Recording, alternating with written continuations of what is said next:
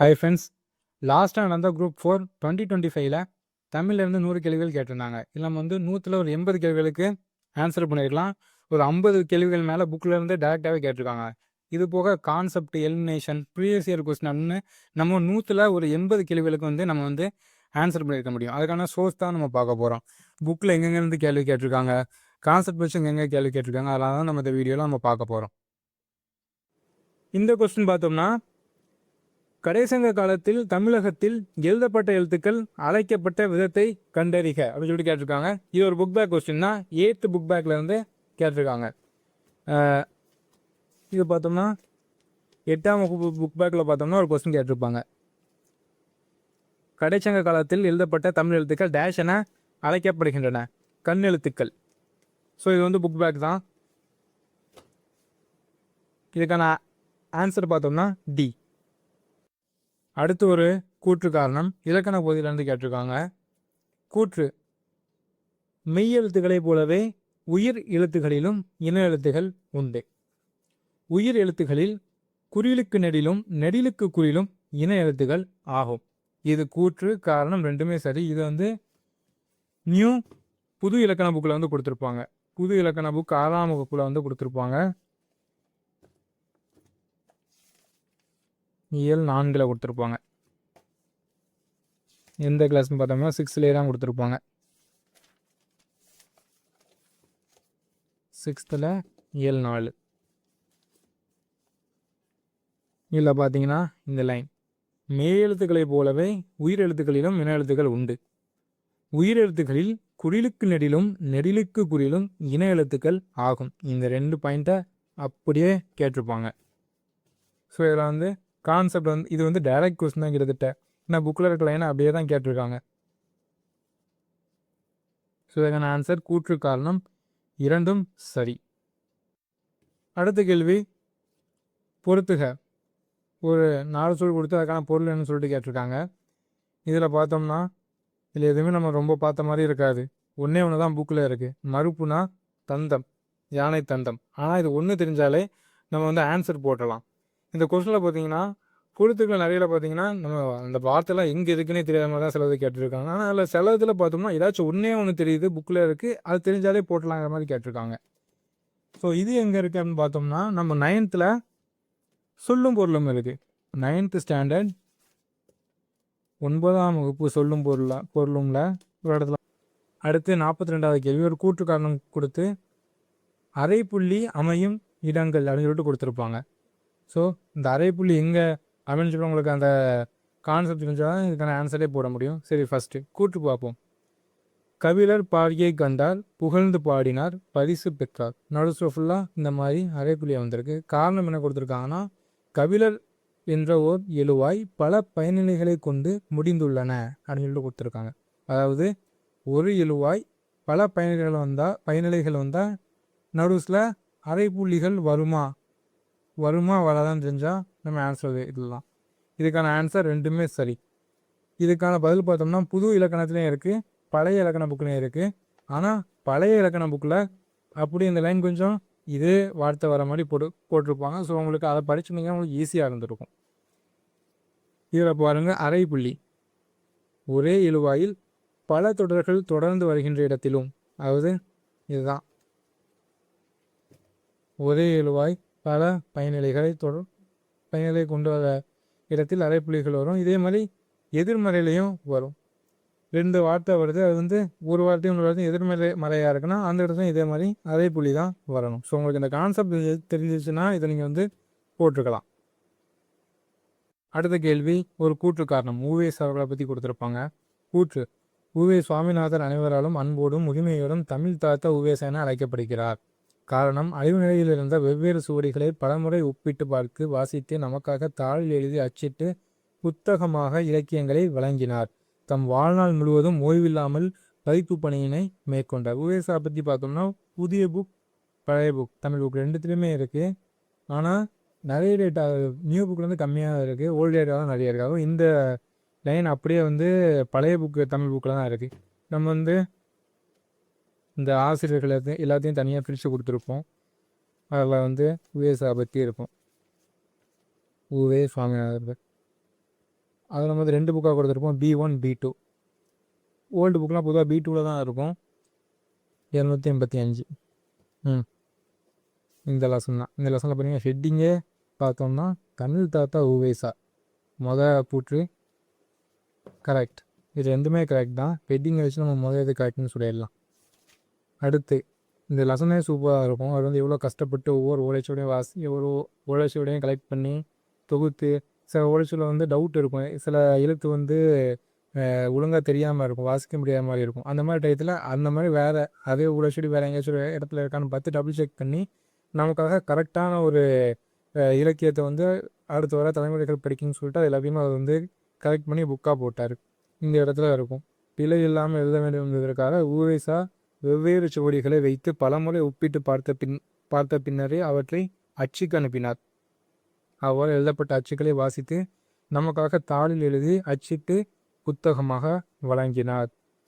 அவரை தமிழ் தாத்தா உவேசா என்று அன்போடும் உரிமையோடும் அழைக்கிறோம். இந்த லைன் இது ஓல்டு புக்கில் இருக்குது.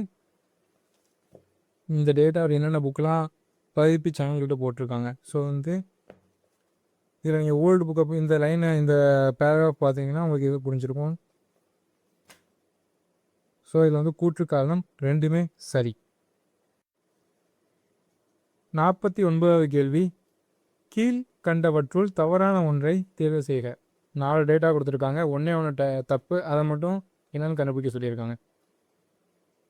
இது எங்கேருந்து கேட்டிருக்காங்க பார்த்தோம்னா நியூ புக்கில் இருந்தால் கேட்டிருக்காங்க.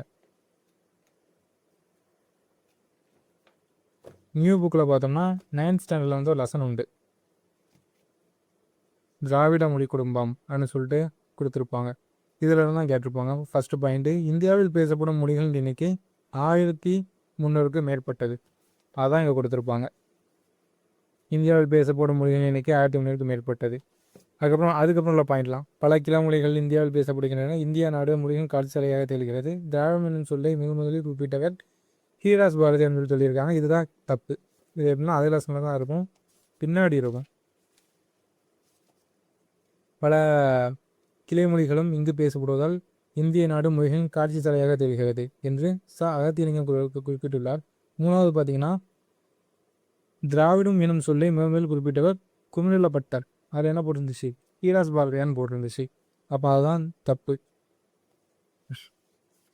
இது எங்கே இருக்குன்னு பார்த்தோம்னா 9th ஸ்டாண்டர்டில் இருக்குது. 9th ஸ்டாண்டர்டில் ஃபஸ்ட் லெசனே இதான், திராவிட மொழி குடும்பங்கள். அதை வந்து போட்டிருப்பாங்க.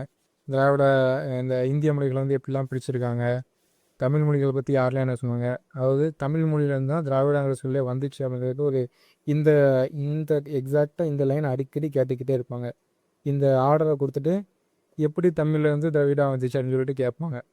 ஸோ இதை நீங்கள் இதெல்லாம் வந்து பார்த்து வச்சுக்கோங்க.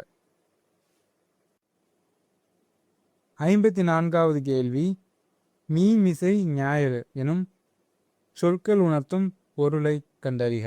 ஆப்ஷன் பக்கப்பகுதி, கீழ்ப்பகுதி, நடுப்பகுதி, மேல் பகுதி அப்படின்னு சொல்லி கேட்டிருக்காங்க. மீனா அதாவது மிசைனா மேல் பகுதி.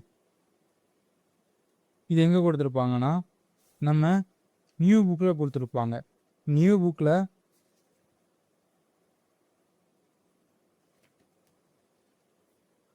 புக்கில் வந்து 10th இலக்கணத்தில் வந்து அணிகள் பற்றி கொடுத்துருப்பாங்க. அதில் ஒரு பாடலில் மிசை அனைத்தும்னு வரும். மிசைக்கு என்ன பொருள் கொடுத்துருப்பாங்கன்னா மேலே நீ கொடுத்துருப்பாங்க.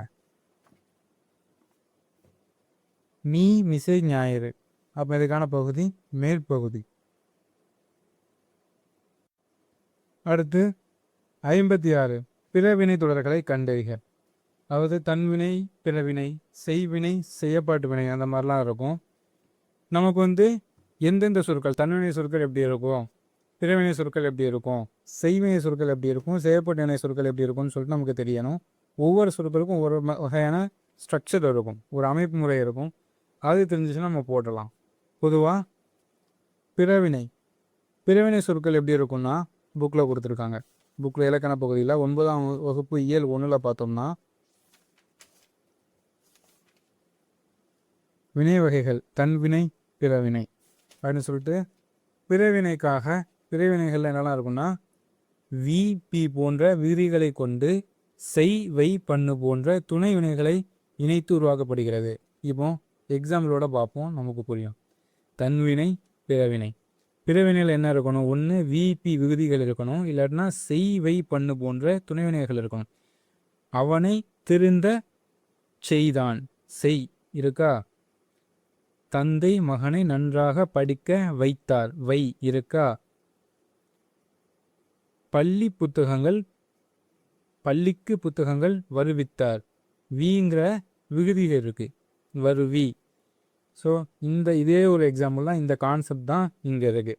இது தெரிஞ்சுன்னா நீங்கள் போட்டிருக்கலாம். இதில் அந்த மாதிரி எது இருக்குது? செய் வை பண்ணு விபின்னு எது இருக்குன்னு பார்த்தீங்கன்னா டியில் அணிவித்தான் அப்படின்னு சொல்லிட்டு இருக்குது. அப்போ இதுதான் பிறவினை தொடர். உங்களுக்கு அந்த கான்செப்ட் இருந்துச்சுன்னா நீங்கள் போட்டுடலாம். அடுத்து இந்த பொருத்துகளில் ஆங்கில சொல் கொடுத்துட்டு அதற்கான தமிழ் சொல் கேட்டிருந்தாங்க. இதில் பார்த்தோம்னா இதில் ஒன்றுக்கு நம்ம ஆன்சர் தெரிஞ்சால் போதும், மற்ற எல்லாத்தையும் போட்டுடலாம். அது புக்கில் கொடுத்துருக்காங்க. 12th கலைச்சொற்கள், அதில் பார்த்தோம்னா இந்த ஃபஸ்ட்டுக்கான ஆன்சர் இருக்கும்.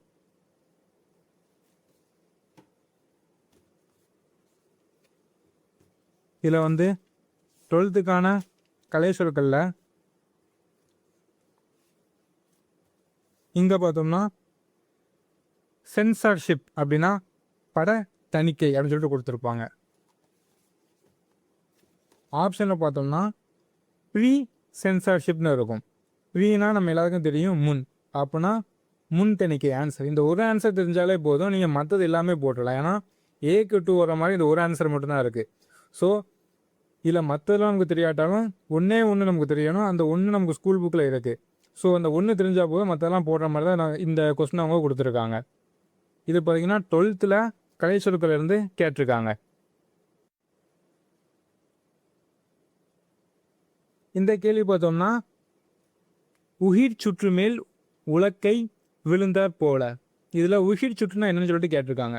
ஸோ நமக்கு உயிர்க்கான அர்த்தம் என்னன்னு தெரிஞ்சாதான் அதை போட முடியும். ஏன்னா சுற்று அப்படியே தான் இருக்குது. ஸோ உயிர் அதுக்கான அர்த்தம் என்னன்னு தெரிஞ்சுன்னா இதுக்கான பதில் போடலாம். ஆப்ஷனில் கால் சுற்று, கை சுற்று, நகை சுற்று, திருமண சுற்று அப்படின்னு சொல்லிட்டு இருக்குது.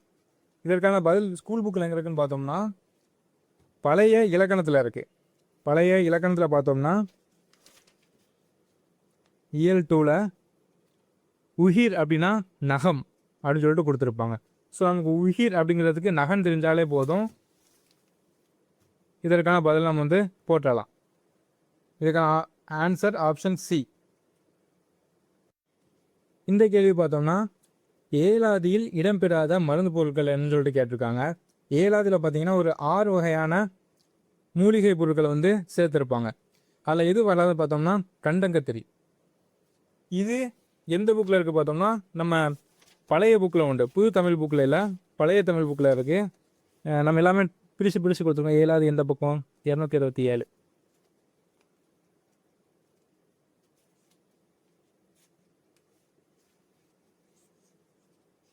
ஸோ ஏழாவதில் பார்த்தோம்னா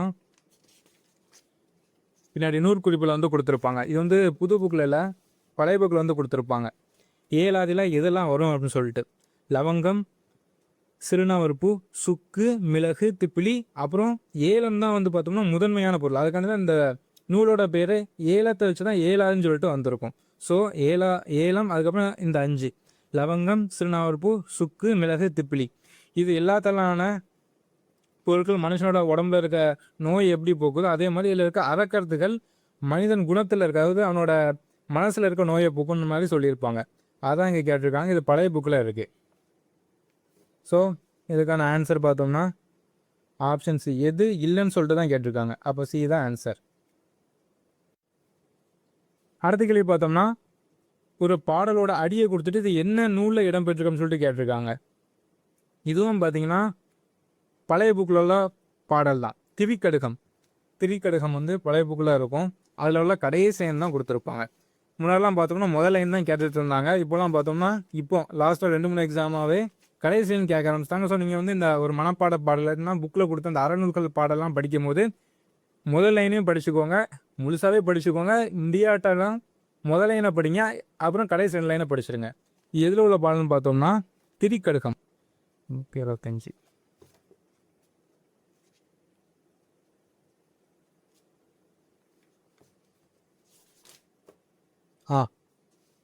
திரிக்கடகத்தில் பார்த்தோம்னா இந்த 3வது பாடல் கடைசின்னு கொடுத்துருப்பாங்க. தூற்றின்கண் தூவிய வித்து அப்படின்னு சொல்லிட்டு கொடுத்துருப்பாங்க. ஸோ இதுக்கான ஆன்சர் என்ன பார்த்தோம்னா திரிக்கடுகம். அடுத்து 15வது கேள்வி பார்த்தோம்னா வினவ பயன்படும் எழுத்துக்கள் வினா எழுத்துக்கள் எனப்படும். ஆமாம், ஏ ஏ யா ஆ ஓ எனும் எழுத்துக்கள் வினா எழுத்துக்கள் ஆகும். இது கூற்று. காரணம் பார்த்தோம்னா இவ்வினா எழுத்துக்களை இடவினா எழுத்துக்கள் என குறிக்கலாம். இது புக்கில் எங்கே இருக்குன்னு பார்த்தோம்னா இலக்கணத்தில் வினா எழுத்துக்கள்னு ஒரு டாபிக் உண்டு, அங்கே தான் இருக்கும். வினா எழுத்துக்கள் என்பதால் இல்லைங்க பார்த்தோம்னா வினா எழுத்துக்கள்னு சொல்லிட்டு இதெல்லாம் வினா எழுத்துக்கள் எங்கெங்கே வரும்னு சொல்லிட்டு கொடுத்துருப்பாங்க. ஏயா ஆ ஓ ஏ நீங்கள் படிக்கும்போது இதே இடத்துல படிச்சுக்கோங்க. ஏன்னா வினா எழுத்துக்கள் வந்து எந்தெந்த இடத்துல வரும்னு சொல்லிட்டு இருக்குது. முதல் 2 ஏ யா இது ரெண்டுமே மொழியோட முதல்ல மட்டும்தான் வரும். ஆ ஓ இது வந்து மொழியோட இறுதியில் மட்டும்தான் வரும். இந்த ஏங்கிறது முன்னாடியும் வரும் பின்னாடியும் வரும். ஸோ நீங்கள் இந்த இடத்துல படிச்சுக்கோங்க. கொஸ்டினில் பார்த்தோம்னா இதை தான் கொடுத்துருக்காங்க, மாற்றி மாற்றி கொடுத்துருப்பாங்க. பட் இதான் சரி. இதை வச்சு நீங்கள் வந்து ஆன்சர் போடலாம். இதில் பார்த்தோம்னா உங்களுக்கு ஆப்ஷன் செஷன் இந்த ஏ யா எங்கு யாருக்கும் முதல்ல மட்டும்தான் வரும். பேசலாமா தெரியுமோ மொழியோட இறுதியில் மட்டும்தான் இது 2 எழுத்து வரும். இது வந்து முன்னாடியும் வரும் பின்னாடியும் வரும். ஏன் நீதானே. ஸோ நீங்கள் படிக்கும்போது இந்த இடத்துல படிச்சுக்கோங்க. இது வந்து நியூ புக்கில் இருக்க இலக்கண பகுதியில் இருக்கிறது தான். அடுத்து பார்த்தோம்னா பொருத்தமான பொருளை தெரிவு செய்க. அதாவது ஒரு சொல் கொடுத்துட்டு அதே பொருள் தரக்கூடிய மற்ற சொல்லாம் என்னன்னு சொல்லிட்டு கேட்டிருப்பாங்க. மலை. இதுக்கான ஆன்சர் என்னன்னு பார்த்தோம்னா ஆப்ஷன் ஏ வெறுப்பு சிலம்பு பொறுப்பு. இது புக் பின்னாடி பார்த்தோம்னா மொழித்திறன் பயிற்சி அப்படின்னு சொல்லிட்டு ஒன்று கொடுத்துருப்பாங்க. அதில் தான் வந்து கொடுத்துருப்பாங்க. நம்ம புக்கில் வந்து பார்ட் 2 புக்கில் வந்து நம்ம வந்து கொடுத்துருப்போம்.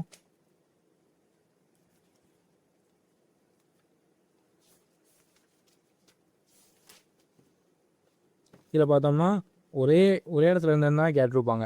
அதாவது மலைனா வெறுப்பு சிலம்பு பொறுப்பு. இப்போ ஆப்ஷன் பி பார்த்தீங்கன்னா பொலி எழில் வனப்பு. பொலி எழில் வனப்பு இதுக்கான அர்த்தம் என்னன்னு பார்த்தோம்னா அழகு. அருள் பரிவு கருணை இந்த ஆப்ஷன் சியில் கொடுத்துருக்காங்க. இதுக்கான அர்த்தம் என்ன பார்த்தோம்னா இரக்கம். ஆப்ஷன் டியில் ஆதவன் பகலவன் ஞாயிறு இதுனா கதிரவன். நமக்கு வந்து மலைக்கு தான் என்னென்னு கேட்டிருக்காங்க. மலைக்கு என்ன பார்த்தோம்னா வெறுப்பு சிலம்பு பொறுப்பு. இது பார்த்தோம்னா இயல் 7ல் இந்த மொழித்திறன் பயிற்சி அப்படின்னு சொல்லிட்டு கொடுத்துருப்பாங்க. அதில் இந்த மாதிரி ஒரு வார்த்தையை கொடுத்துட்டு அதுக்கான பொருள் என்னன்னு சொல்லிட்டு போடுங்க அப்படின்னு சொல்லிட்டு கொடுத்துருப்பாங்க. அதான் இது. 3வது கேள்வி பார்த்தோம்னா பின் வருவனவற்றுள் சந்திப்பிழையற்ற சொற்களை தேர்ந்து சொற்றொடரை தேர்க அப்படின்னு சொல்லிட்டு கொடுத்துருக்காங்க. இது பார்த்தோம்னா வல்லினம் மிகும் மிகா இடங்கள். அதில் பார்த்தோம்னா பொதுவாக அ இ ஏ அங்கு இங்கு இங்கு அப்படி இப்படி எப்படி இந்த மாதிரி சொல்லுக்கு முன்னெல்லாம் பார்த்தோம்னா வல்லினம் மிகும். இங்கே வந்து கசட தப்பரா அதாவது இங்கே செஞ்சு கசட தப்பரா அந்த வரிசை சொற்கள் வந்தால் இங்கே வந்து வல்லினம் மிகும். இது புக்கில் என்ன பார்த்தோம்னா புதிய புக்லேயும் இருக்குது பழைய புக்லேயும் இருக்குது. இலக்கண பகுதி வந்து கொடுத்துருப்பாங்க. இதை பார்த்தோம்னா இந்த இடத்துல வல்லினம் மிகும் மிகா இடங்கள் இது வந்து மிகும் இடத்துல வரும். மிகும் இடத்துல அந்த இந்த அங்கு இங்கு எங்கு அப்படி இப்படி எப்படி எனும் சுற்றெழுத்துக்கள் வினா எழுத்துக்களை எடுத்து வல்லினம் மிகும்னு போட்டிருக்காங்க. அப்போ இல்லை இது கரெக்டு. அங்குக்கு அப்புறம் இக்கு வரணும். ஏதான் கரெக்டு. அடுத்து 19வது கேள்வியில் சொற்களை ஒழுங்குபடுத்தி சொற்றொடர் அமைத்தல் சொல்லிட்டு ஒரு லைன் கொடுத்து இதை ஒழுங்காக நீங்கள் வந்து ஆர்டராக மாற்றுங்கன்னு சொல்லிட்டு கேட்டிருக்காங்க.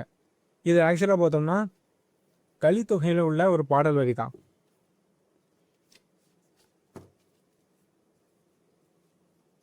பாடலிருந்து ஒழுகுதல் இந்த ஹெட்டிங்கே வந்து கிட்டத்தட்ட அதில் இருந்து தான் கேட்டிருப்பாங்க.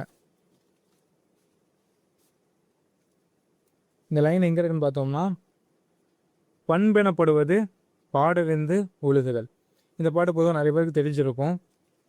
ஸோ இந்த கேள்விக்கு பண்பெனப்படுவது பாடலிருந்து ஒழுகுதல் ஆப்ஷன் பி தான் ஆன்சர். இது வந்து 8th ஸ்டாண்டர்ட் அந்த பாடல்லேருந்து கேட்டிருக்காங்க. அடுத்த கேள்வி, டிகேசி அப்படின்னு அழைக்கப்படுற டிகே சிதம்பரனார் அவரை பற்றி ஒரு கேள்வி தான் கேட்டிருக்காங்க. ஒரு 4 தொழில்கள் கொடுத்து இதில் எது அவருக்கு தொடர்பு இல்லாதது அப்படின்னு சொல்லிட்டு கேட்டிருக்காங்க. தமிழ் எழுத்தாளர், திறனாய்வாளர், வழக்கறிஞர், பேராசிரியர். இது பார்த்தோம்னா புது புக்கில் நூல்வெளியில் இருக்குது. அதாவது புது புக்கில் பார்த்தோம்னா டிகே சிதம்பரனாரின் நூல்வெளி. இதில் பார்த்தோம்னா முதல் பாயிண்டில் வழக்கறிஞர், அடுத்து தமிழ் எழுத்தாளராகவும் திறனாய்வாளராகவும் புகழ் பெற்றார் அப்படின்னு சொல்லிட்டு போட்டிருக்காங்க. இதில் பாருங்கள், தமிழ் எழுத்தாளர், திறனாய்வாளர், வழக்கறிஞர். அப்போ எது வராதுன்னா பேராசிரியர் தான் வராது, 4 மட்டும் வராது. இதுக்கான ஆப்ஷன் இதில் வந்து எது வராதுன்னு தான் கேட்டிருக்காங்க, தொடர்பு இல்லாதன்னு கேட்டிருக்காங்க. அப்போ 4 தான் அதுக்கான ஆப்ஷன். இந்த கொஸ்டின் பார்த்தோம்னா 7th வந்து நூல்வெளியில் இருந்து தான் கேட்டிருப்பாங்க. 7th ஸ்டாண்டர்ட் நூல்வெளியில் இருந்து தான் இவரை பற்றின இந்த தகவல் வந்து கேட்டிருக்காங்க. அடுத்து செற்றம் என்ற சொல்லின் எதிர் சொல்லை கண்டறிகன்னு சொல்லிட்டு கேட்டிருக்காங்க. இதுக்கு அர்த்தம் என்னன்னு தெரிஞ்சால் தான் நம்ம வந்து எதிர் சொல் என்னன்னு போட முடியும்.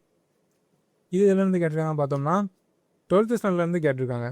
நம்ம வந்து சொல்லும் பொருள் வந்து தனியாக கொடுத்துருப்போம். இதில் பார்த்தோம்னா செற்றார் அப்படின்னா பகைவர் அப்படின்னு சொல்லிட்டு அர்த்தம். பகைவருக்கு வந்து எதிர் சொல் என்னது? நண்பர். நண்பருக்கு ஒரு வேறு சொல்னா கேண்மை. இது டைரெக்டாக இல்லை, இருந்தாலும் செற்றம்ங்கிறவங்க வந்து அந்த பகைவன் தெரிஞ்சாலே இதுக்கான ஆன்சர் போட்டுடலாம். மற்றது குழப்பமாலாம் நமக்கு எதுவுமே இல்லை. ஸோ இதுக்கான ஆன்சர் என்ன பார்த்தோம்னா டி. இது 12th ஸ்டாண்டர்ட் சொல்லும் பொருளும் இதில் தான் கேட்டிருக்காங்க. அடுத்து 67வது கேள்வி, ஒரு 4 வார்த்தை கொடுத்து இது இந்த பொருளை தரும் ஒரு எழுத்து என்னன்னு சொல்லிட்டு கேட்டிருக்காங்க. ஓரெழுத்து ஒரு மொழியில் வீணா பூவை குறிக்கும். நீங்கள் அதை பார்த்துருந்தாலே போதும், நீங்கள் அதை வச்சு மற்றதெல்லாம் எழுதியிருக்கலாம். நம்ம புக்கில் ஓரெழுத்து ஒரு மொழி கொடுத்துருப்பாங்க.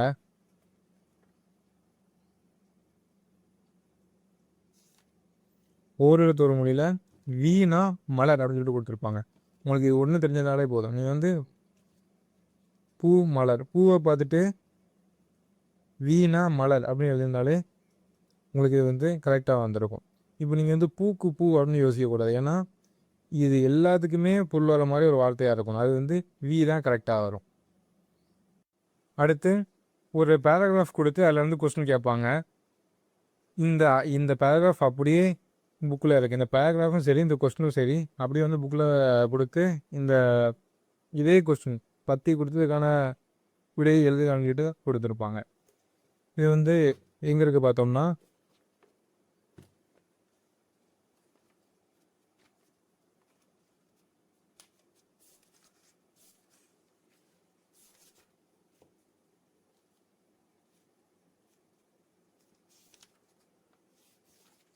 இந்த மொழிப்பயிற்சி தந்துவிட்டு கொடுத்துருப்பாங்க. அதில் நம்ம மொத்தமாக அந்த பத்தியை படித்து விடைக்கேற்ப வினாக்கேற்ப விடை அளிக்கன்னு சொல்லிட்டு நம்ம கொடுத்துருப்போம். இதில் பார்த்தோம்னா இது வந்து புக்கில் கொடுத்துருக்காது தான். புக்கில் இந்த பத்தியும் சரி, இந்த கேள்விகளும் சரி அப்படியே கேட்டிருப்பாங்க. என்னென்ன கேள்விகள் இருக்குது? சுதேஷ் நாவாய் சங்கத்தின் நிறுவியது யார்?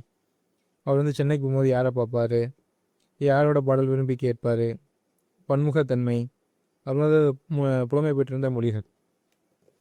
இதில் பார்த்தோம்னா அதே மாதிரி தான். நிறுவியவர் யார்? சென்னை செல்லும் போது யாரை சந்திப்பார்? அவர் புலமை பெற்றிருந்த மொழிகள்.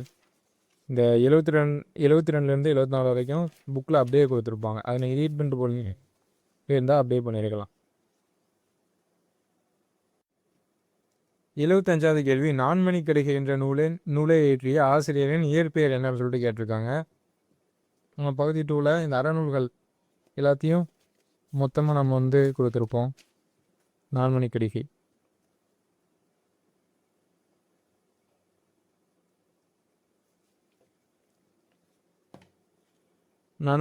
இது புக்கில் உள்ள பாடல் வரி தான். இதில் வந்து ஆசிரியர் குறிப்பில் போட்டிருப்பாங்க. நூலாசிரியரின் பெயர் விளம்பி நாகனார். விளம்பி என்பது ஊர் பெயர், நாகனார் என்பது தான் புலவரின் இயற்பெயர். ஸோ நாகனார், சி தான் அதுக்கான ஆன்சர். இந்த 28வது கேள்வி, ஒரு கூற்று காரணம் கொடுத்துட்டு சரியா தவறா அந்த மாதிரி கேட்டிருக்காங்க. கூற்று ஒரு அணில் மரத்தில் ஏறியது. காரணம் கொடுத்துட்டு உயிர் எழுத்துகளில் தொடங்கும் சொற்களுக்கு முன்னர் ஓர் பயன்படுத்த வேண்டும். ஆமாம், இது ஒரு வகையான கான்செப்ட் தான். அதாவது உயிர் எழுத்துக்கு முன்னாடி, அதாவது ஒரு 2 வார்த்தை இருக்குது.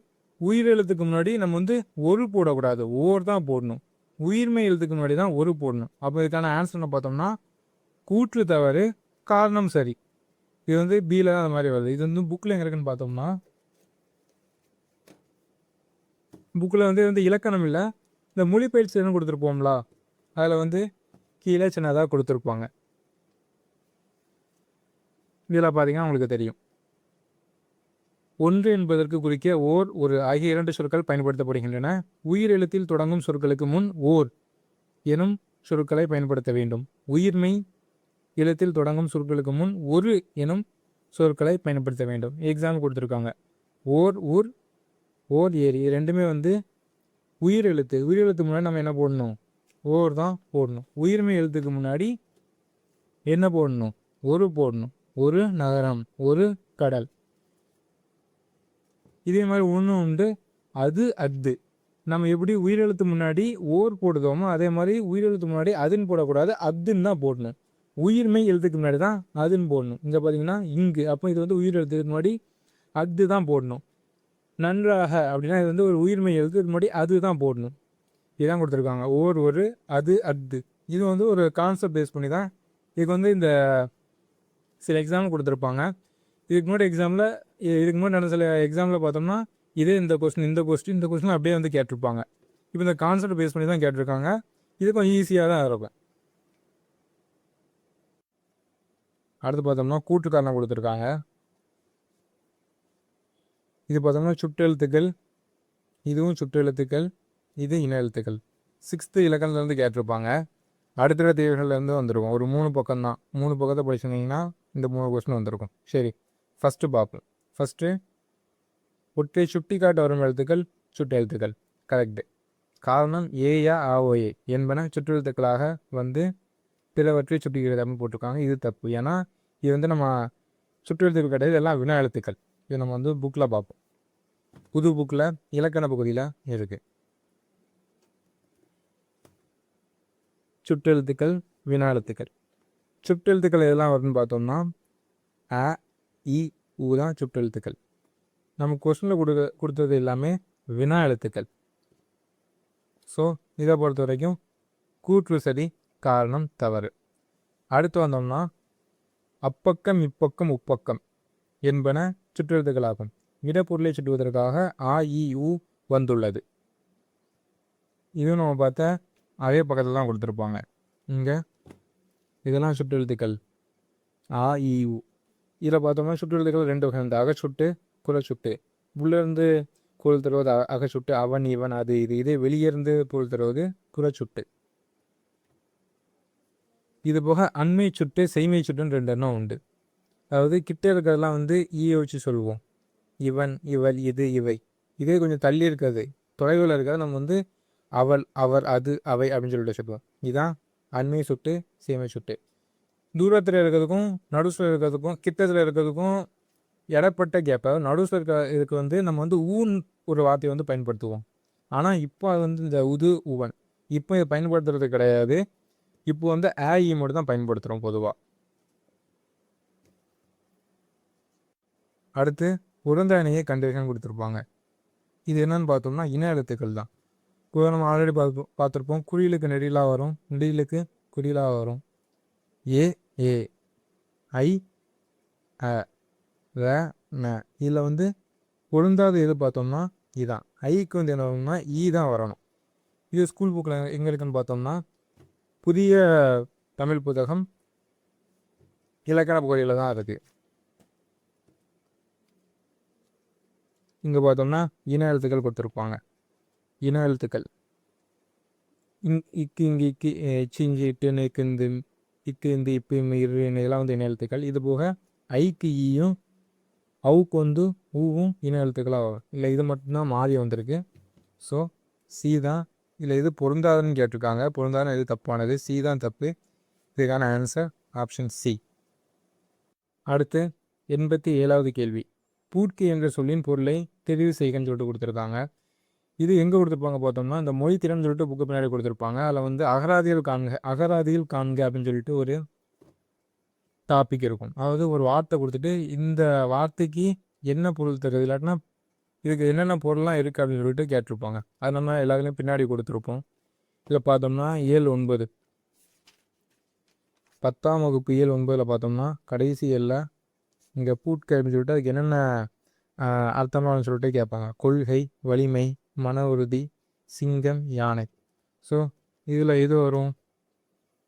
கொள்கைனா குறிக்கோள். ஸோ இதுக்கான ஆன்சர் பார்த்தோம்னா சி. அடுத்து பார்த்தோம்னா காற்றில் சிங்கம் டேஷ் யானை டேஷ். அதாவது மரபு தொடர். சிங்கத்துக்கு என்ன வரும், யானைக்கு என்ன வரும் அப்படின்னு சொல்லிட்டு கேட்டிருக்காங்க. இதுக்கான ஆன்சர் என்ன பார்த்தோம்னா சி. சிங்கம் முழங்கும், யானை பிளிரும். இது புக்கில் உள்ளது தான். புக்கில் வந்து மரபு தொடர்ன்னு சொல்லிட்டு ஒரு 5 எண்ணம் கொடுத்துருப்பாங்க. 5 விலங்கை பற்றி. அதில் தான் இது ரெண்டுத்தையுமே கொடுத்துருப்பாங்க.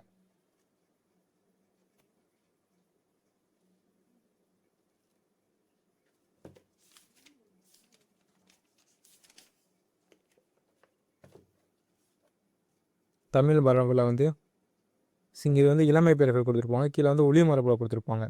சிங்கம் முழங்கும், யானை பிளிரும் அடுத்தடுத்து உள்ளது. இதுதான் இங்கே இருந்து கேட்டிருக்காங்க. இதுக்கான ஆன்சர் என்னன்னு பார்த்தோம்னா சி தான் ஆன்சர். புக்கில் இருந்தால் அது கேட்டிருக்காங்க. அடுத்த கேள்வி. உலக தமிழ் கழகத்தை நிறுவி தலைவராக இருந்தவர் யார்? இது யாருன்னு பார்த்தோம்னா தேவநேய பாவாணர். இது வந்து இந்த ஆசிரியர் நூல் குறிப்பில் வந்து கொடுத்துருப்பாங்க.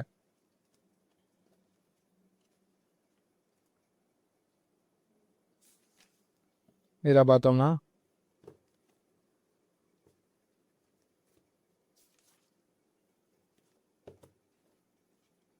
தேவநேய பாவாணர். இதில் வந்து ஒரு லைன் இருக்கும். உலக தமிழ் கழகத்தை நிறுவி தலைவராக இருந்தார். ஸோ இங்கேருந்து தான் கேட்டிருக்காங்க. இது எந்த வகுப்பு பார்த்தோம்னா 10ஆம் வகுப்பு. 10ஆம் வகுப்பில் வந்து இந்த தமிழ் சொல்லாராய் செஞ்சுக்கிட்டு ஒரு லெசன் இருக்கும். அதில் உள்ள நூல்வெளி தான் இது. அடுத்து மண்ணுடைய அந்த மரத்தினை, அதாவது யார் மரத்தை போன்றவர்னு சொல்லிட்டு கேட்டிருக்காங்க. மரம்னா இந்த செடி மரம் அந்த மாதிரி. இரக்கம் இல்லாதவர் தான் மரத்தை போன்றவர்னு சொல்லிட்டு வள்ளுவர் சொல்லியிருக்காரு. இது எங்கே இருக்குன்னு பார்த்தோம்னா புதுசாக ஒரு 20 அதிகாரம் வந்து அப்டேட் பண்ணியிருந்தாங்க. அதில் வந்து கண்ணோட்டம் அப்படின்னு சொல்லிட்டு ஒரு அதிகாரம் உண்டு திருக்குறளில். அந்த அதிகாரத்தில் இருக்கிற குறள் தான் இது கண்ணோட்டம் 323. இதில் வந்து மண்ணோடைய இந்த மரத்தனையர் யாரை வந்து மரம் போன்றவன்னு சொல்லிட்டாங்கன்னா கண்ணோட்டம்னா இரக்கம் இல்லாதவர் தான். இரக்கம் அப்படின்னா தான் கண்ணோட்டம்னு அர்த்தம். கண்ணோட்டம் இல்லாதவர், இரக்கம் இல்லாதவர் தான் மரத்தினை போன்றவர் அப்படின்னு சொல்லிட்டு திருவள்ளுவர் சொல்லுறாரு திருக்குறள் மூலமாக. அது பார்த்தோம்னா 50, 51 இது ரெண்டுமே இலக்கணம்னா. இந்த கொஸ்டின் பார்த்தோம்னா புதிய இலக்கணம் நம்ம நியூ தமிழ் புக்கில் தான் கேட்டிருப்பாங்க. நியூ தமிழ் புக்கில் பார்த்தோம்னா எந்த ஸ்டாண்டர்ட் இலக்கணத்தில் இருக்குன்னா 8ஆம் வகுப்பு இலக்கணத்தில் இருக்கும். 8ஆம் வகுப்பு இலக்கணம் இயல் 3 பார்த்தோம்னா இந்த எக்ஸாம்பிள் அப்படியே கொடுத்துருப்பாங்க. பாடும் பாடல் எதிர்கால பெயரெச்சம்னு சொல்லிட்டு கொடுத்துருப்பாங்க. பாடும் பாடல் எந்த பெயரெச்சம் சொல்ல சொல்லி கேட்டிருக்காங்க. இது வந்து எதிர்கால பெயரெச்சம். அடுத்த கேள்வி பார்த்தோம்னா நட எனும் வேர் சொல்லின் வழி உயர்திணை வினையாளனின் பெயரை கண்டறிக அப்படின்னு சொல்லிட்டு கேட்டிருக்காங்க. இது நீங்கள் ஆப்ஷனை பார்த்தாலே தெரியும். உயர்திணைனா மனிதர்களை குடிக்கிற மாதிரி இருக்கணும். நடந்தவன், இது வந்து நடந்தது, நடப்பது, நடப்பவை. பொதுவாக அது அவையெல்லாம் நம்ம வந்து அக்ரிணைக்கு தான் பயன்படுத்துவோம். மனிதர்களுக்கு தான் பார்த்தோம்னா நடப்பவன், நடப்பவள் அந்த மாதிரிலாம் பயன்படுத்துவோம்.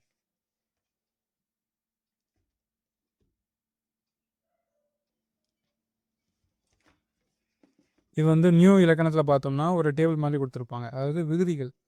ஒரு சொல் எடுத்துக்கிட்டோம்னா அதோட விகுதிகள் வந்து பொதுவாக இதில் வந்து உயர்திணைன்னு கேட்டிருக்காங்க. உயர்திணைனா யாரெல்லாம் வருவா? ஆண் பார், பெண் பார், பலர் பார், அவங்களாம் வருவாங்க. அதோட விகுதிகள் எப்படி இருக்குன்னா அன், ஆண், அல், ஆள், அர், ஆர் அந்த மாதிரி இருக்கணும். அந்த மாதிரி வந்தால் மட்டும்தான் உயர்திணை. து, து, ரு, அதெல்லாம் வந்துச்சுன்னா அதெல்லாம் அக்ரிணை. இப்போ இதை பாருங்கள், இப்போ உங்களுக்கு புரியும். அன் நடந்தவன், மற்ற எல்லாமே என்ன வந்திருக்கு?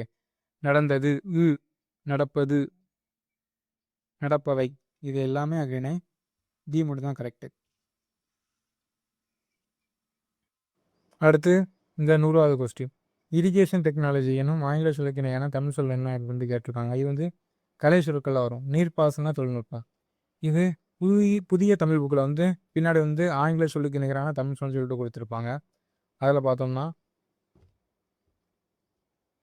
7ஆம் வகுப்பு 7ஆம் வகுப்பில் உள்ள கலை சொற்கள் தான் இது. இரிகேஷன் அப்படின்னா நீர்ப்பாசனம். நீர்ப்பாசன தொழில்நுட்பம், டெக்னாலஜியான தொழில்நுட்பம், நீர்ப்பாசன தொழில்நுட்பம். இதுக்கான சரியான பதில் பார்த்தோம்னா சி வந்து கொடுத்துருப்பாங்க.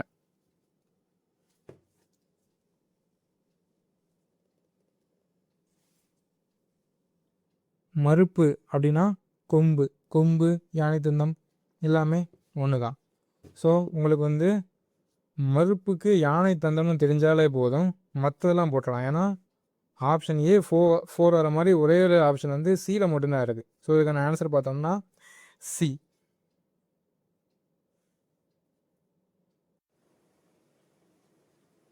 அடுத்து 30வது கேள்வி. இந்த கேள்வி பிழையற்ற நிகழ்கால தொடரை கண்டறிக அப்படின்னு சொல்லிட்டு ஒரு 4 தொடர் கொடுத்துட்டு இல்லை எது நிகழ்காலம் அப்படின்னு சொல்லிட்டு கேட்டிருக்காங்க. இதில் வந்து எது நிகழ்கால தொடர்னு போட்டோம்னா பூமி சுழல்கிறது. இது பார்த்தோம்னா புதிய இலக்கண புக்கில் தான் இருக்கு. புதிய இலக்கண புக்கில் பார்த்தோம்னா ஒரு டேபிள் மாதிரி கொடுத்துருப்பாங்க. இடைநிலைகளில் வந்து இறந்த கால இடைநிலைக்கு என்னெல்லாம் வரும், இத்து இட்டு இரு இன்னன். நிகழ்கால இடைநிலைக்கு என்னெல்லாம் வரும், கீருக்கென்று ஆண் என்று. எதிர்கால இடைநிலைக்கு என்னெல்லாம் வரும் அப்படின்னு சொல்லிட்டு கொடுத்துருப்பாங்க. இது எந்த லெசனில் கொடுத்துருப்பாங்க, எந்த வகுப்பு பார்த்தோம்னா 9ஆம் வகுப்பு இயல் 1ல் தான் கொடுத்துருப்பாங்க. ஸோ நம்ம வந்து இந்த இடைநிலை தான் காலத்தை உணர்த்தும். இடைநிலை வச்சு தான் எந்த காலம் நம்மளால் கரெக்டாக சொல்ல முடியும். இந்த கொஸ்டினை பொறுத்த வரைக்கும் பார்த்தோம்னா கீரது அப்படின்னா அது நிகழ்காலம். பொதுவாக கீருக்கின்று ஆண் என்று, இதில் வந்து கீரது கின்று அந்த மாதிரி எழுதுனா அதான் நிகழ்காலம்னு அர்த்தம். பூமி சொல்லுகிறது டீல தான் இருக்குது. அப்போ வந்து இதுதான் இதுக்கான ஆன்சர். பின்னாடி இதே மாதிரி ஒரு மேட்ச் கொடுத்துருப்பாங்க, அதுக்கும் இதே சோர்ஸ் தான். இந்த டேபிளில் நீங்கள் வந்து இந்த 3த்தையும் இந்த 5ல் இந்த 5மே படிச்சுக்கோங்க. இந்த 3 முக்கியமாக படிச்சுக்கோங்க. இறந்த காலம், நிகழ்காலம், எதிர்காலம், இது எல்லாத்தையுமே நீங்கள் படிச்சுக்கோங்க. படிச்சுக்கிட்டிங்கன்னா நீங்கள் ஈஸியாகவே போட்டுடலாம். நீங்கள் எக்ஸாம் ஹாலில் உட்காந்துக்கிட்டு சில பேர் இது சொல்லி பார்த்தாலே வந்துடும் அப்படிம்பாங்க. ஆனால் நீங்கள் ஒவ்வொன்றா சொல்லி பார்க்குறதோட இந்த வார்த்தை இப்போ பொதுவாகவே நிகழ்காலம் கீருக்கின்றான்ன்றதை பார்த்தாலும் நீங்கள் டக்கு நிகழ்காலம்னு போட்டுட்டு வந்துடலாம். ஸோ இந்த டேபிள் இந்த வார்த்தையை மட்டும் மனப்பாடம் பண்ணிக்கிறீங்கன்னா அது கொஞ்சம் சில இடத்துல கொஞ்சம் உங்களுக்கு டைம் சேவ் ஆகும். சில இடத்துல உங்களுக்கு ஆன்சர் ரொம்ப குழப்பங்கிற பட்சத்தில் நீங்கள் வந்து சொல்லி பார்த்து கண்டுபிடிச்சிக்கலாம். அடுத்து பார்த்தோம்னா ஒரு கூற்று காரணம் வந்து கேட்டிருக்காங்க. கூற்று அழிவில்லாத சிறந்த செல்வம் கல்வியே. ஆமாம், காரணம் ஒருவருக்கு அதை விட சிறந்த செல்வம் வேறு உண்டு. நீங்கள் இங்கே தான் பார்க்கணும். நம்ம ஆல்ரெடி பழைய வீடியோவில் நிறைய சொல்லியிருப்போம். எக்ஸாம் ஹாலில் நீங்கள் வந்து கொஸ்டின் பேப்பர் வாசிக்கும் போது பொறுமையாக கடைசி வரைக்கும் வாசிக்கணும், கடைசி வார்த்தை வரைக்கும் வாசிக்கணும். ஏன்னா அவங்க கடைசி வார்த்தை தான் இந்த மாதிரி ஏதாச்சும் ட்விஸ்ட் வச்சுருப்பாங்க. பொதுவாக இங்கே வாசிக்கும் போது சில பேர் பார்ப்பீங்க, எக்ஸாம் ஹாலில் வேகமாக வாசிக்கும் போது என்னென்னா கூற்று வாசிப்பீங்க. ஓகே, கரெக்டாக தான் இருக்குது. இதுவும் ஒருவருக்கு அதை விட சிறந்த செல்வம் வேறே உண்டோ அந்த மாதிரி வாசிட்டு போயிடுவீங்க. இரண்டும் சரி அப்படின்னு சொல்லிட்டு போட்டுருவீங்க. நீங்கள் பொறுமையாக வாசிச்சாதான் வேறு உண்டு அப்படிங்கிற மாதிரி கொடுத்துருக்காங்க. வேறு உண்டானா கல்வியெல்லாம் சிறந்தது, அதோட எதுவுமே கிடையாது. இது எங்கேருந்து கேட்டிருக்காங்கன்னா குறள்லேருந்து கேட்டிருக்காங்க. அதாவது இங்கே ஒரு 20 அதிகாரம் ஆட் பண்ணாங்க. அதில் கல்விங்கிற அதிகாரம் வந்து தான் கேட்டிருக்காங்க.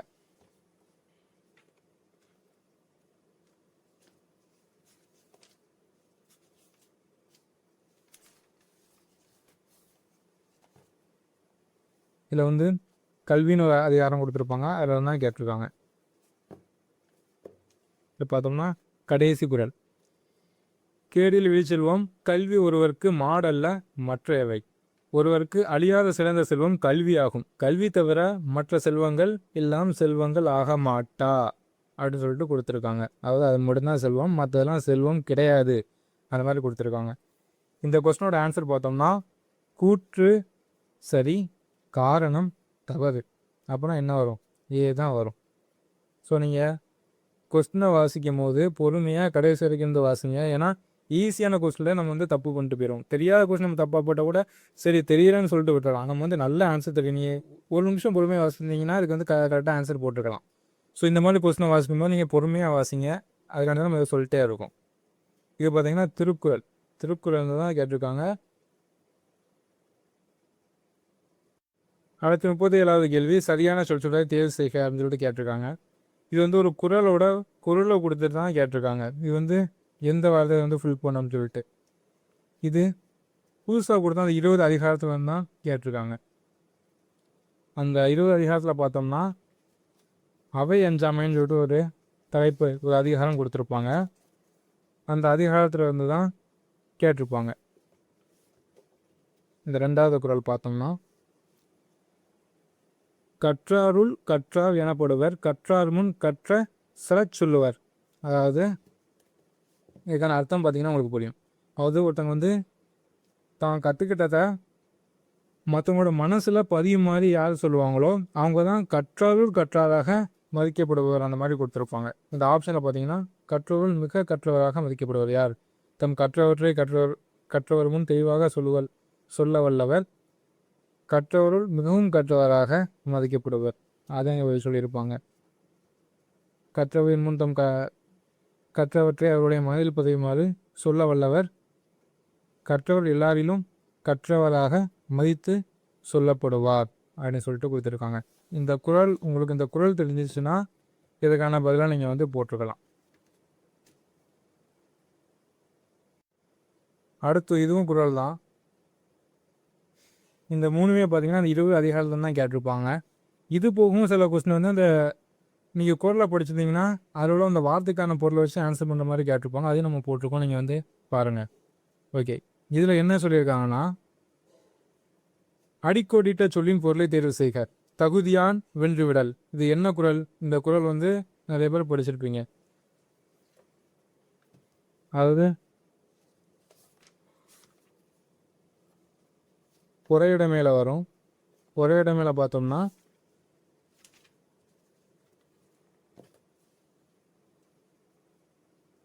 இந்த 8வது குறள், மிகுதியான் மிக்கவை செய்தானை தாந்தம் தகுதியான் வென்றுவிடல். அதாவது செருக்கினால் தீமை செய்தவரையும் தம் பொறுமையினால் வெற்றி கொள்ள வேண்டும். இதில் வந்து இது வந்து பழைய புக்கில் இருக்கிற அந்த மொத்த அதிகாரமும் கொடுத்துருப்பாங்க, அதுக்கான பொருளும் கொடுத்துருப்பாங்க. இங்கே வந்து மிகுதியான், அதுக்கான என்ன இது? தகுதியான்னா பொறுமையால் அப்படின்னு சொல்லிட்டு அர்த்தம். பொறுமை, இதுக்கு ஆன்சர் பி. ஸோ தகுதியான்னா அதுக்கு ஆன்சர் பி. இது வந்து அந்த 20 அதிகாரம் தான். பழைய புக்கில் அந்த 20 அதிகாரம், பழைய புக்கில் இந்த ஒரு அதிகாரம் இருக்குது, குறையிடமிக்க அதிகாரம் இருக்குது. அதை நம்ம வந்து இங்கே கொடுத்துருக்கோம். அதை வந்து அந்த அர்த்தத்தோடு கொடுத்துருப்பாங்க. தகுதியானா பொறுமையால் அப்படின்னு சொல்லிட்டு கொடுத்துருப்பாங்க. இந்த 27வது கொஸ்டின் பார்த்தோம்னா, சில வார்த்தைகள் கொடுத்துட்டு அது வந்து அகர வரிசை படி சொற்களை சீர் செய்கிறன்னு சொல்லியிருக்காங்க. இது பார்த்தோம்னா கான்செப்ட் தான். அகர வரிசைனா இந்த ஆஇ ஃபஸ்ட் வரும், அதுக்கப்புறம் வந்து இக்குங்கி செஞ்சு கசலதப்புறம் அந்த மாதிரிலாம் வரும். இது பார்த்தோம்னா எக்ஸாம்பிள் வந்து புக்கு பின்னாடி வந்து கொடுத்துருப்பாங்க. இதை பார்த்தீங்கன்னா நவமணிகளை அகர வரிசை பிடித்து எழுதுக அப்படின்னு சொல்லி கொடுத்துருப்பாங்க. அதை நம்ம கொடுத்துருப்போம். அதுக்கான கொஸ்டின், அதுக்கான ஆன்சர் கொடுத்துருப்போம். இந்த மாதிரி புக்கு பின்னாடி அங்கங்கே வந்து கொடுத்துருப்பாங்க. கீழ்காணும் பெயர் சொற்களை அகர வரிசையில் எழுதுக அப்படின்னு சொல்லிட்டு கொஸ்டின் ஆன்சர் வந்து கொடுத்துருப்போம். நீங்கள் இதை ப்ராக்டிஸ் பண்ணாலும் உங்களுக்கு இது வரும். இது வந்து கான்செப்ட் பேஸ் பண்ணி தான், இது கொஞ்சம் ஈஸியாக தான் இருக்கும். ஸோ இந்த கொஸ்டின் பார்த்தோம்னா ஒரு புக் பேக்கில் வந்து இதுக்கான நிறைய எக்ஸாம்பிள் கொடுத்துருப்பாங்க, அதில் தான் கேட்டிருக்காங்க. இது வந்து கான்செப்ட் பேஸ் பண்ணி மட்டும் தான் இந்த கொஸ்டின் நம்ம வந்து பார்க்கணும். அடுத்து 95வது கேள்வி பார்த்தோம்னா, அக்ரிணை தொடரை கண்டறிகன்னு இருக்குது. இது பார்த்தோன்னே கண்டுபிடிச்சிருப்பீங்க. ஏன் மட்டும்தான் அக்ரிணை, மற்றதெல்லாம் உயர்திணை. இது புக்கில் எங்கே இருக்குது அப்படின்னு பார்த்தோம்னா இலக்கண பகுதியில் வந்து கொடுத்துருப்பாங்க. இதெல்லாம் அக்ரிணை, இதெல்லாம் உயர்திணை அப்படின்னு சொல்லிட்டு. அறிந்து பயன்படுத்துவோம் சொல்லிட்டு டாபிக் கொடுத்துருப்பாங்க. திணைகள் 2 வகைப்படும், உயர்திணை, அக்ரிணை. 6 அறிவுடைய மனிதர்கள் உயர்திணை என்பர். மற்றபடி பறவைகள், விலங்குகள், தாவரங்கள், உயிரற்ற பொருட்கள் அனைத்துமே அக்ரிணை என்பர்.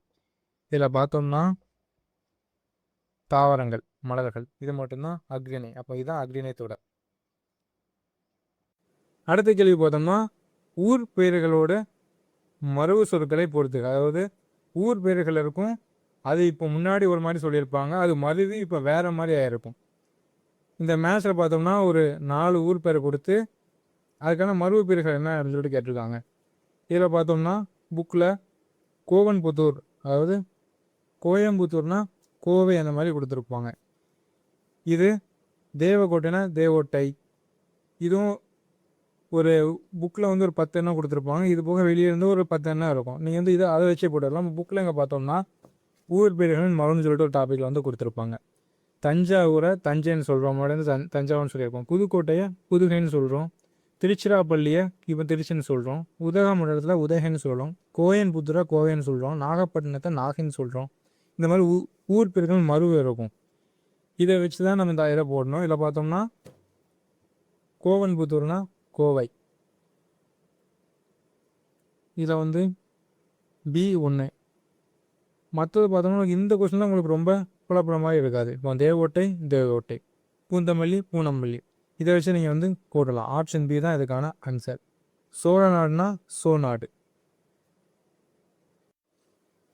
அடுத்து 41 இந்த போட்டுக்க பார்த்தோம்னா இதில் வந்து கனகம் அப்படின்னா புண் அப்படின்னு சொல்லிட்டு அர்த்தம். இது பார்த்தோம்னா 9th ஸ்டாண்டர்டில் வந்துருக்கும். ஆனால் டேரெக்டாக வந்திருக்காது. நீங்கள் அந்த வார்த்தையை படிச்சிருந்தீங்கன்னா உங்களுக்கு வந்து தெரிஞ்சிருக்கும். 9th இல்லை 8th வந்திருக்கும். 8th பார்த்தோம்னா கனக சுனை அப்படின்னு சொல்லிட்டு வந்திருக்கும். சுனைனா நீர்நிலை, கனகம்னா பொன். பொன் ஒன்று நீர்நிலை. ஸோ கனகம்னா பொன் அப்படின்னு உங்களுக்கு தெரிஞ்சிச்சுன்னா நீங்கள் ஓரளவுக்கு கெஸ் பண்ணி ஆன்சர் போட்டுருக்கலாம். இதுக்கான ஆன்சர் என்ன பார்த்தோம்னா பி தான் வரும். அடுத்து 43வது கேள்வி. 42 43 இந்த புக்கில் கொடுத்துருப்பாங்க. கால் புள்ளி அரை புள்ளி எங்கே வரணும் எங்கே வரக்கூடாது அதை படிச்சிருந்தா தான் உங்களால் போட முடியும். இதை பொறுத்த வரைக்கும் இவ்வாக்கியத்தில் சரியான இடத்தில் கால் புள்ளி இடுக. கால் புள்ளி எங்கெல்லாம் வரும் அப்படின்னு சொல்லிட்டு பார்த்தோம்னா புக்கில் போட்டிருப்பாங்க. புக்கில் காற்புள்ளி, அரைப்புள்ளி, முக்கால் புள்ளி, முற்றுப்புள்ளி, வினாக்குறி, இந்த சைட் பார்த்தோம்னா உணர்ச்சி புரி, ஒற்றை மேற்கோள், இரட்டை மேற்கோள்லாம் எங்கே வரும் எங்கே வராத அந்த மாதிரி கொடுத்துருப்பாங்க. இது வந்து நியூ புக்லேயும் இருக்கும், ஓல்டு புக்லேயும் இருக்கும். ஓல்டு புக்கில் ஒரு 90% வந்து ரெண்டுத்தில் கண்டென்ட் வந்து சேமாக தான் இருக்கும். 1-2 மட்டும் ஓல்டு புக்கில் கொஞ்சம் எக்ஸ்ட்ரா இருக்க மாதிரி இருக்கும். இப்போ கால்புள்ளி எங்கெல்லாம் வரும்னு பார்த்தோம்னா பொருட்களை எண்ணும் நிலை, விழி, வினையெச்சம், மேற்கோள்களுக்கு முன், ஆதலால், ஆகவே முதலிய சொற்களுக்கு பின், முகவரியின் இறுதி வரியின் தவிர. பொதுவாக நம்ம அட்ரஸ் சொல்லும்போது எப்படி எழுதுவோம்? கடைசி பின்கோட் போடுவோம். அதாவது கடைசி பொதுவாக பின்கோட் போடுவோம். அங்கே மட்டும் தான் அந்த டாட் வைப்போம். மற்றெல்லாம் இந்த மாதிரி அந்த கால்புள்ளி தான் நம்ம போடுவோம்.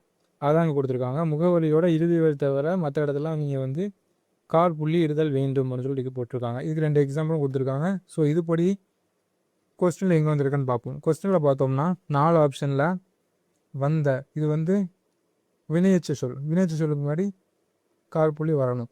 அதுக்கப்புறம் கேள்வி கேட்டு பதில் கூறு மாதிரி. இப்போ இந்த வினையச்சம் பின்னாடி கால்புள்ளி வரணும். இதை வச்சு நீங்கள் எலிமினேட் பண்ணிங்கன்னா கடைசியாக இருக்கிறது எலிமினேட் ஆயிரும். மிச்சம் பிசி இருக்குது. பிசியில் பார்த்தீங்கன்னா கேட்டு பதில், இதுக்கப்புறம் வந்து கால்புள்ளி வரக்கூடாது. ஆனால் இங்கே வந்து எக்ஸ்ட்ரா போட்டிருக்காங்க.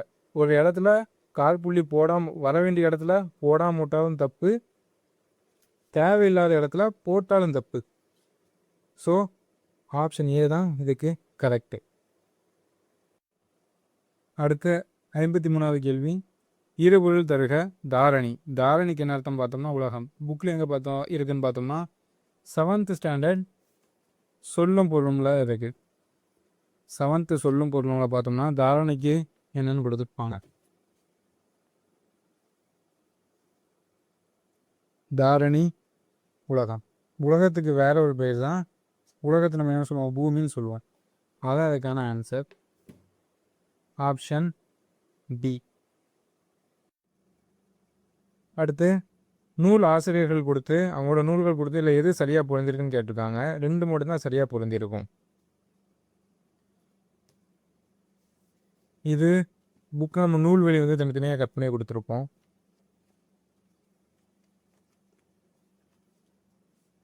முடியரசர் அவரோட நூல், தாராபாரதி அவங்களோட நூல், அது மாதிரி நம்ம வந்து தனித்தனியாக கொடுத்துருப்போம். அதை வச்சு பார்த்தோம்னா முடியரசனோட நூல் மட்டும் தான் கரெக்டாக வரும். ஆப்ஷன் வந்து ஏ. அடுத்து விரிந்தது விரித்தது அப்படின்னு சொல்லிட்டு 2 சொல் கொடுத்துட்டு இது வந்து கரெக்டாக எதில் போடணும்னு சொல்லிட்டு கேட்டிருக்காங்க. இதுவும் பார்த்தோம்னா நம்ம ஸ்கூல் புக்கில் இந்த வார்த்தையை வச்சு சென்டென்ஸ் ஒரு கேட்டிருப்பாங்க. நம்ம வந்து அதை காமிப்போம்.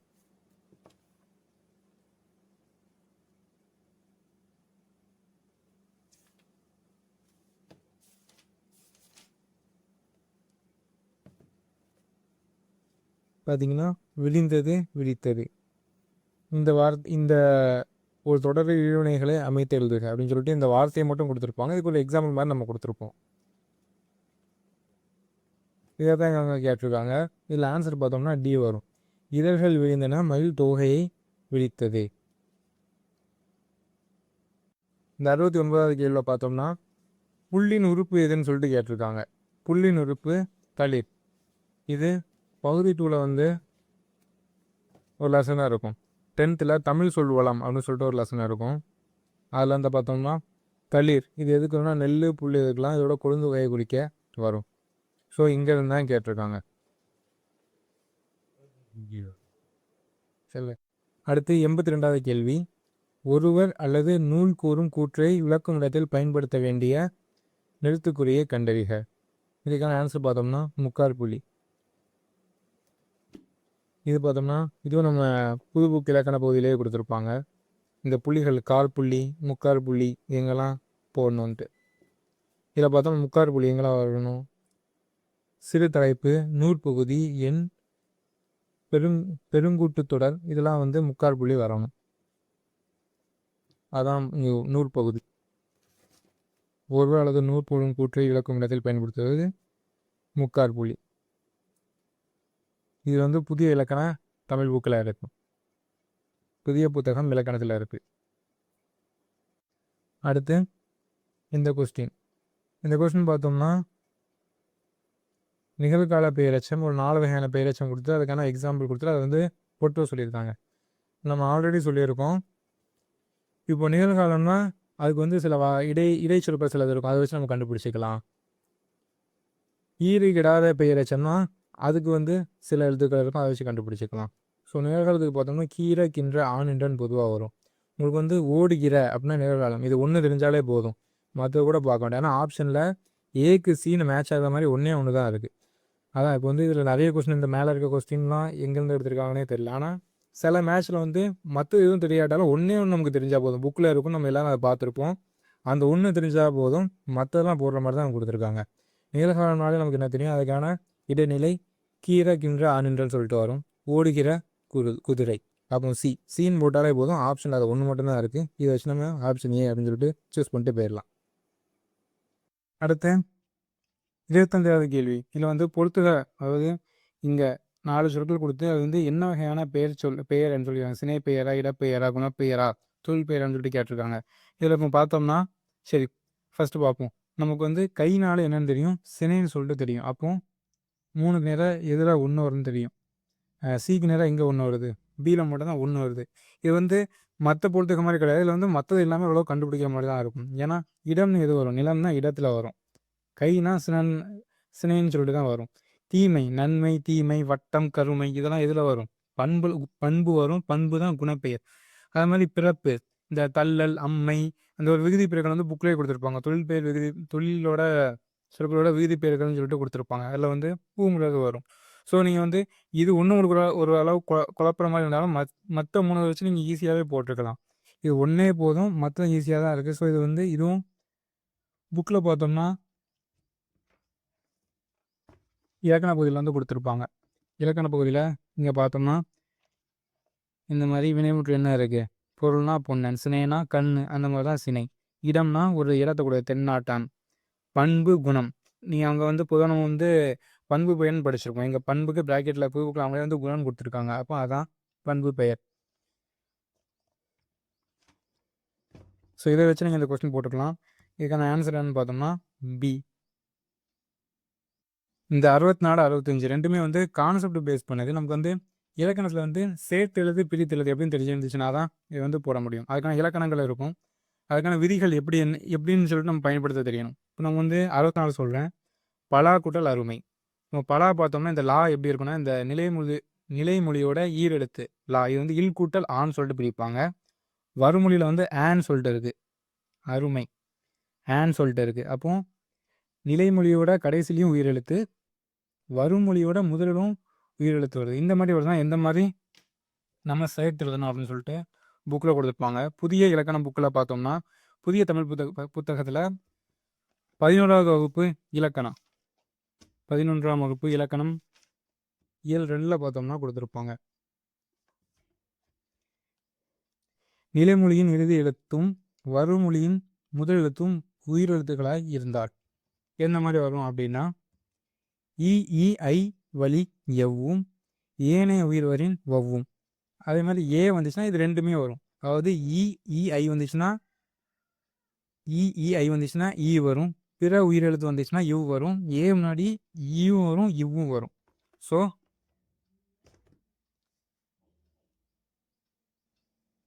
இதில் பார்த்தோம்னா ஆ வந்திருக்கு. நம்ம என்ன படிச்சிருக்கோம்?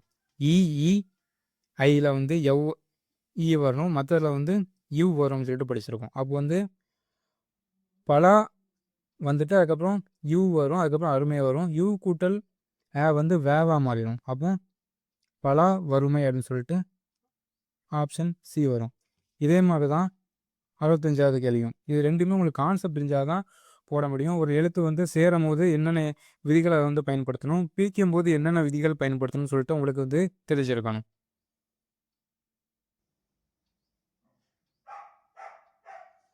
இந்த 65வது கேள்விக்கான ஆன்சர் என்ன பார்த்தோம்னா ஆப்ஷன் ஜி தான் வரும். இது ரெண்டுமே கான்செப்ட் பேஸ் பண்ணுது. இந்த கேள்வியில் ஒளிமரபை பற்றி கேட்டிருக்காங்க. ஒளிமரபில் புல் இதுக்கான ஒளிமரபு என்னென்னா சிமிழ்க்கும். இதற்கான பதில் புக்கில் எங்கே இருக்குது பார்த்தோம்னா ஒரு 20 அதிகாரம் இந்த வாட்டி நியூ சிலபஸில் ஆட் பண்ணியிருந்தாங்க. அதில் பார்த்தோம்னா கூடா ஒழுக்கம் சொல்லிட்டு ஒரு அதிகாரம் இருக்கும் திருக்குறளில். அதில் ஒரு குறள் வரும், தவம் மறைந்து அல்லவை செய்தல் அப்படின்னு சொல்லிட்டு. அதில் பார்த்தோம்னா புல் சிமிழ் தற்று அப்படின்னு சொல்லிட்டு ஒரு வார்த்தை கொடுத்துருப்பாங்க. இதில் புல்னா பறவைன்னு அர்த்தம். ஸோ இந்த குறள் உங்களுக்கு தெரிஞ்சிருந்துச்சுன்னா இதற்கான பதில் நீங்கள் போட்டுக்கலாம். புல்னா சிமிழ்க்கும். அடுத்த இந்த கேள்வி கீழே கொடுத்துருக்கிறதுல எது இடைச்சொல் அப்படின்னு சொல்லிட்டு கேட்டிருக்காங்க. இது ஆப்ஷனில் பார்த்தோன்னா இது வந்து கடிங்கிறது உரிச்சொல். ஸோ அடுத்து நிலவு காய்ந்தது அம்மா வாலி. இது ரெண்டுமே ஆப்ஷன் அந்த மாதிரி இது ரெண்டுமே வருவாங்கிற மாதிரி சொல்கிறாங்க. ஆனால் புக்கை பொறுத்த வரைக்கும் நம்ம வந்து சிக்கான ஆப்ஷன் போடுறதுக்கான ஒரு சோர்ஸ் இருக்குது.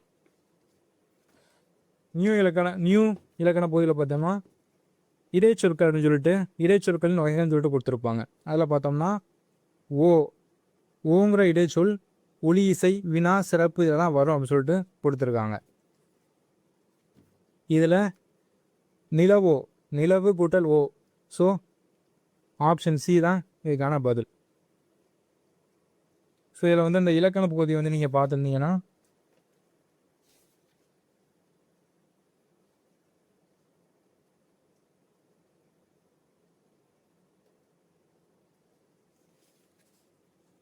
இது 9வது வகுப்பில் இருக்க இலக்கணம். இயல் பார்த்தோம்னா 5. இயல் 5ல் இடைச்சொற்கள்னு சொல்லிட்டு கொடுத்துருக்காங்க. இடைச்சொற்கள் விடிச்சொற்கள் அதில் தான் பார்த்தோம்னா இந்த டாபிக் இருக்குது ஓ அப்படின்னு. அடுத்து கூற்று காரணம் கேட்டிருப்பாங்க. கலைக்கழகம் என்பது கலையை கற்பிக்கும் கழகமாகும். இது கூற்று. காரணம் 2 சொற்களுக்கு இடையே இக்கென்ற ஒற்று மிகுவதால் கலையை கற்பிக்கும் கழகம் என்று பொருள் கொள்ள வேண்டும். இது பார்த்தோம்னா 11th 12th இலக்கண புக்கில் இருக்கும். 11th 12th இலக்கண புக்கில் பார்த்தோம்னா பொருள் மயக்கம்னு சொல்லிட்டு ஒரு டாபிக் கொடுத்துருப்பாங்க. அதில் வந்து இப்போ இது மாதிரி நிறைய எக்ஸாம்பிள் கொடுத்துருப்பாங்க. அதாவது இடைவெளி விட்டு ஒரு சொல்லை வந்து இடைவெளி விட்டு எழுதுறதுக்கும் இடைவெளி இல்லாமல் எழுதுறதுக்கும் என்ன வித்தியாசம், எவ்வளோ பொருள் மாறுபடுது, கால் புள்ளி வைக்கிறதுனால ஒரு சென்டென்ஸோட அர்த்தம் எந்த அளவுக்கு மாறுது, இடைச்சொல் எந்த அளவுக்கு தேவை, அந்த மாதிரி எல்லாத்துக்கும் ஒரு எக்ஸாம்பிள் மாதிரி கொடுத்துருப்பாங்க. உங்களுக்கு இந்த கான்செப்ட் நீங்கள் பார்த்துருந்தீங்கன்னா நீங்கள் வந்து இதை அட்டன் பண்ணியிருக்கலாம்.